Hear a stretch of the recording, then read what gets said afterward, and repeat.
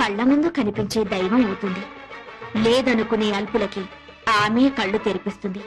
నైవేద్యాన్ని ఆ అమ్మనే పిలిచి తినిపించాడు ఓ చిన్న పూజారి. ఓం శ్రీ కనకదుర్గా దేవి దత్తాత్రేయ, నేను ట్రస్టీ గారితో మాట్లాడొస్తాను. త్వరగా నైవేద్యం పెట్టేసి మేయర్ గారింటికి ప్రసాదం పట్టుకెళ్ళాలి. నేను వేద పాఠశాలకు వెళ్ళాలి, తొందరగా రండి. అవన్నీ తర్వాత, అమ్మవారికి నైవేద్యం పెట్టాకే వెళ్ళు. నేను ట్రస్టీ గారితో ప్లేట్ల కలెక్షన్ గురించి మాట్లాడి వెంటనే వచ్చేస్తాను. ఎక్కువ మంత్రాలు చదవకుండా త్వరగా కానీ పులిహోర పైన జీడిపప్పు కదలకుండా నైవేద్యం పెట్టు.